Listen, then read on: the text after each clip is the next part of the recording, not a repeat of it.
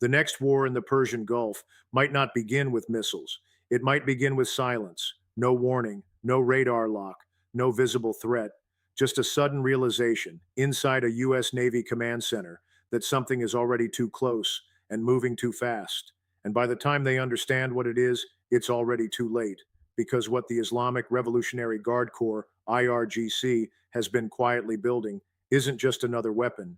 It's a strategy designed to break the rules of naval warfare itself. And if it works, it could completely change how wars at sea are fought. Right now, the waters around the Strait of Hormuz are more tense than they've been in years. This narrow choke point, just 21 miles wide at its tightest point, handles nearly 20% of the world's oil supply. Every day, massive tankers pass through it. Every day, U.S. Navy warships patrol nearby. And every day, Iran is watching. But here's what most people don't realize.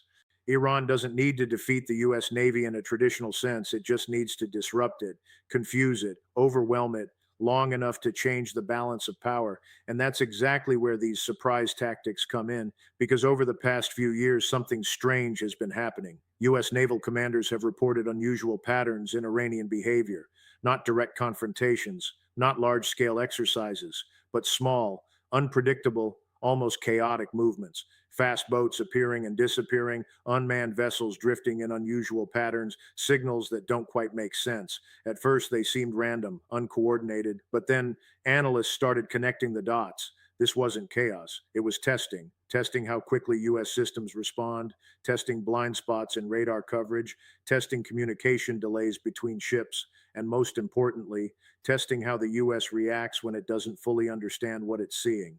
Because confusion is a weapon, and the IRGC has been quietly mastering it. Now, here's where things get even more unsettling. Iran's naval doctrine has never been about matching the U.S. ship for ship. That would be impossible.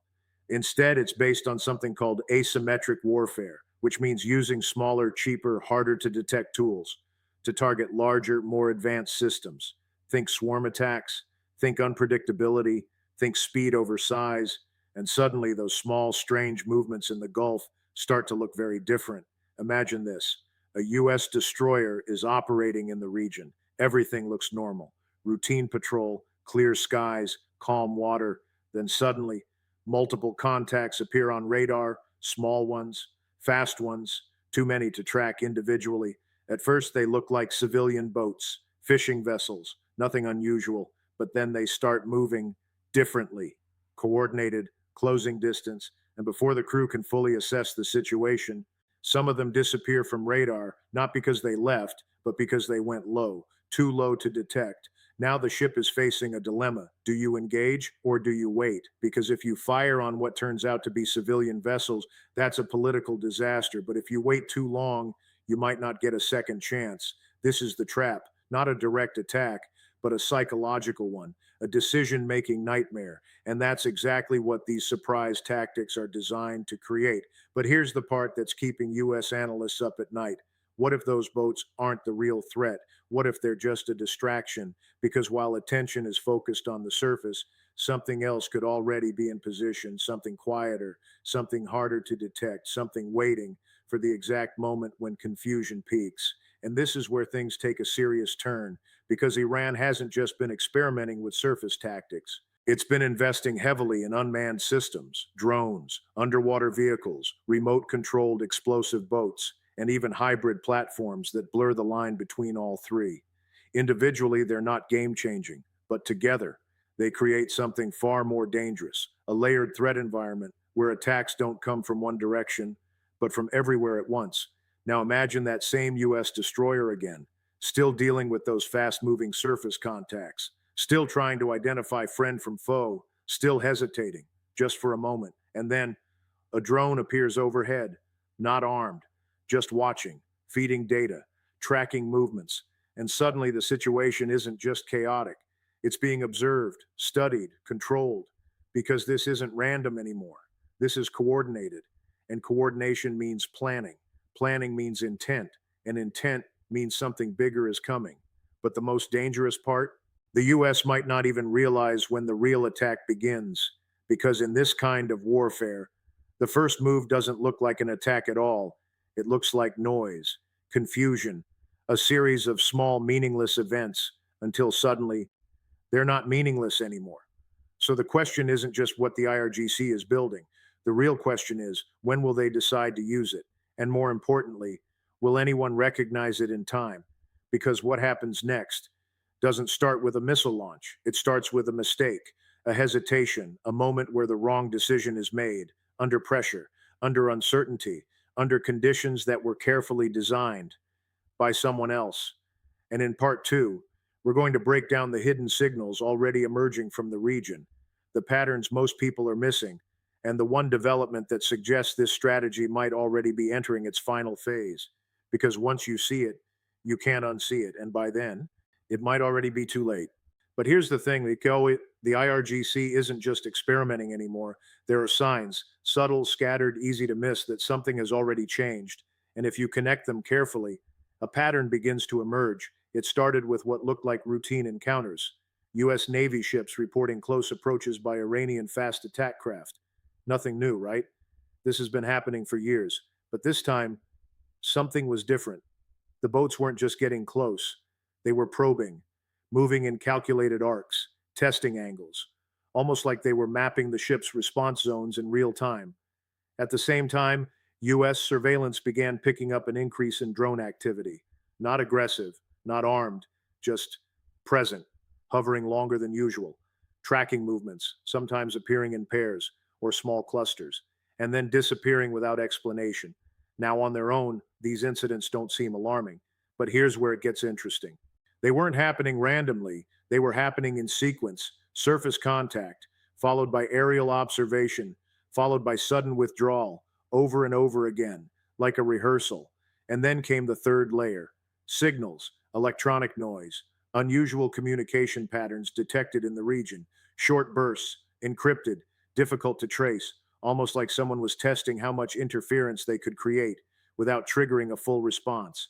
This is where analysts started asking a different question. Not what are they doing, but what are they preparing for?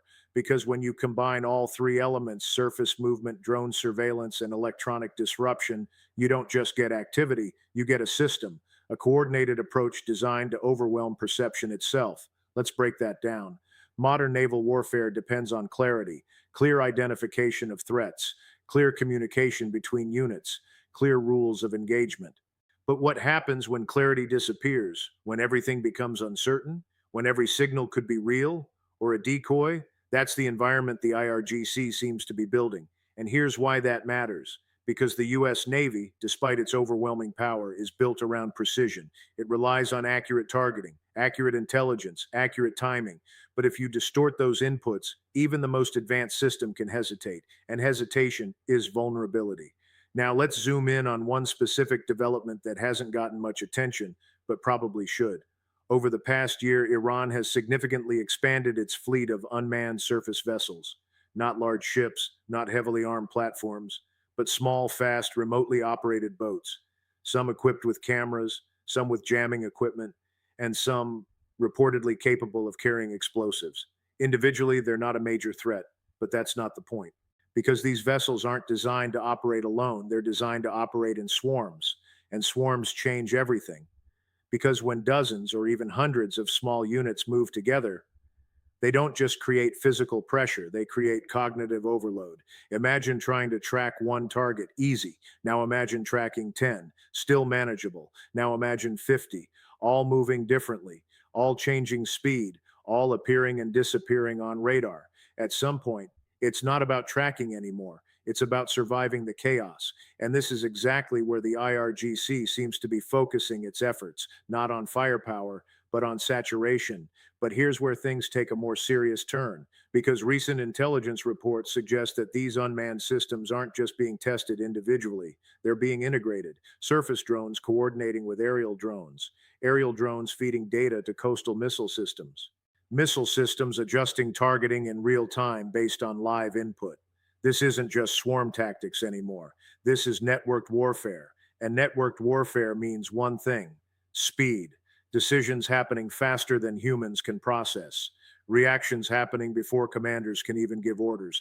Now think back to that US destroyer scenario: multiple surface contacts, drone overhead, confusing signals. But now add one more element, a hidden layer beneath the surface, because while all of this is happening above water, there are increasing indications that Iran has been developing small, stealthy underwater drones, harder to detect, harder to track, and capable of operating quietly in shallow waters like the Strait of Hormuz. And here's the terrifying part: unlike traditional submarines, these don't need to return, they don't need to be recovered, they just need to reach their target. So now the battlefield isn't just surface and air, it's three-dimensional, with threats coming from above, around, and below. At this point, the US Navy isn't just dealing with a potential attack, it's dealing with a collapse of situational awareness. And that's exactly the goal, because once awareness breaks down, everything else follows. Communication delays, misidentification, overreaction, or worse, no reaction at all. But here's the twist most people aren't seeing: this strategy doesn't need to succeed completely, it just needs to succeed once. One ship caught off guard, one moment of confusion, one gap in coordination. That's all it takes to create a global shockwave, because any successful strike in the Strait of Hormuz doesn't stay local. It affects oil markets, global shipping routes, political stability across the Middle East. And suddenly, what looked like a small tactical event becomes a strategic crisis. Now, here's the question that changes everything: is this still preparation, or has the first phase already begun? Because when you look at the patterns closely, the frequency is increasing, the coordination is tightening, and the margin for error is shrinking. And in part three, we're going to explore what happens if this system is actually activated, not as a test, not as a signal, but as a real coordinated strike. What goes wrong first? How fast does it escalate? And why the response might not come the way anyone expects. Because once this starts, it doesn't unfold slowly, it accelerates. And by the time the world realizes what's happening, it may already be out of control. Now imagine this isn't a drill anymore. No more probing, no more testing, no more signals meant to confuse. This time it's real. It begins the same way: quiet, almost routine. A US Navy destroyer escorts a tanker through the Strait of Hormuz. The sea is calm, traffic is normal, nothing unusual. Until the first contact appears: a small cluster of fast moving boats, too far to identify clearly, too close to ignore. They don't approach directly, they circle, widening arcs, like they're waiting for something. Then another contact, this time from the opposite direction, and another and another. Within seconds, the radar fills with movement, dozens of small signatures, unpredictable, uncoordinated, at least on the surface. This is the moment where everything feels familiar. The crew has seen this before: training exercises, previous encounters, nothing new. But this time, something is off, because the timing is too precise, the spacing too deliberate. And then it happens. A drone appears overhead, small, hard to track, but clearly watching. At this point, the command team faces the first real decision: escalate or hold position, because engaging too early could trigger a wider conflict. But waiting could be exactly what the other side wants. And that's when the second layer activates: electronic interference. Communications start to distort, not completely cut off, but delayed, fragmented. Orders take longer to confirm.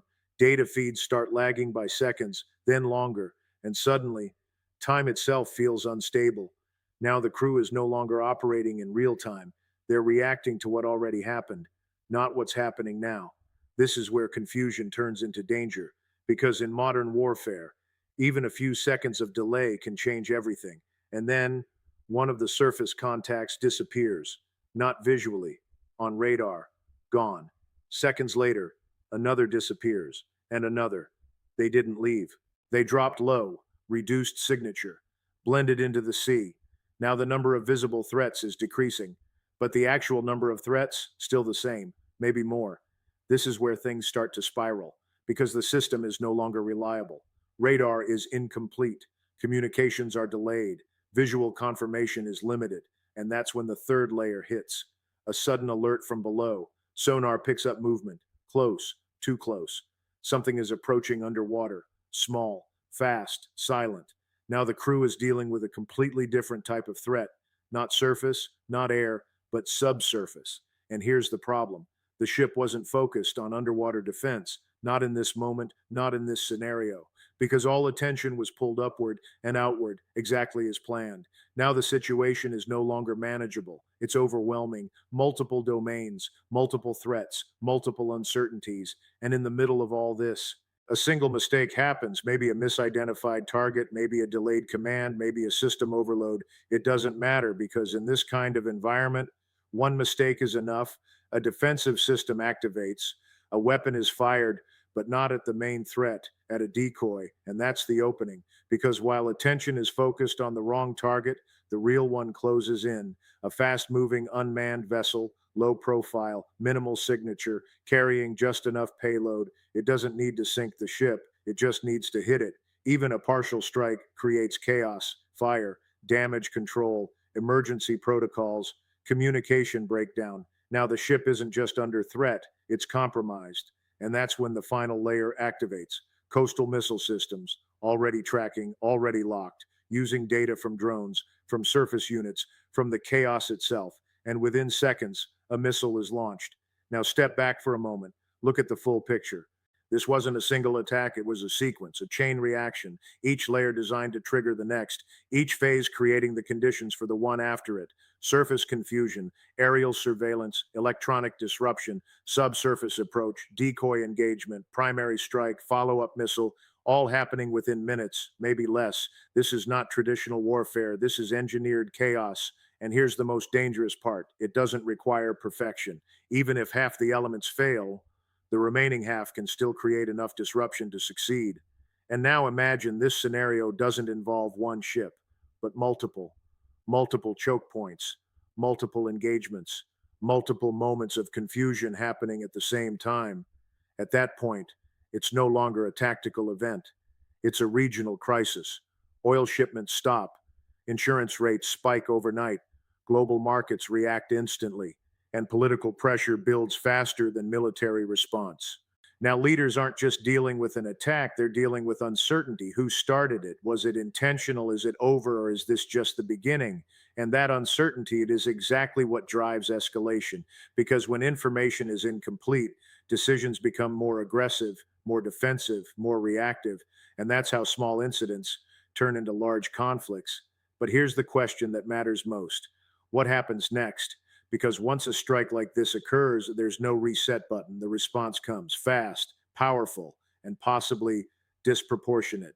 And in part four, we're going to explore what that response could look like, how the US might react, how Iran might counter, and why this situation, once triggered, could spiral far beyond the Strait of Hormuz. Because this isn't just about tactics anymore, it's about consequences, global ones. And once that chain reaction starts, it may not stop where anyone expects. The moment the first confirmed strike hits, everything changes, not gradually, not diplomatically, instantly. Because in modern geopolitics, perception moves faster than facts, and the perception of an attack on a US Navy vessel is enough to trigger a response before the full picture is even clear. Within minutes, alerts ripple across command centers, from the Fifth Fleet headquarters to the Pentagon, from regional allies to global intelligence networks. Every system shifts from monitoring to action. But here's the critical problem: no one has a complete understanding of what just happened.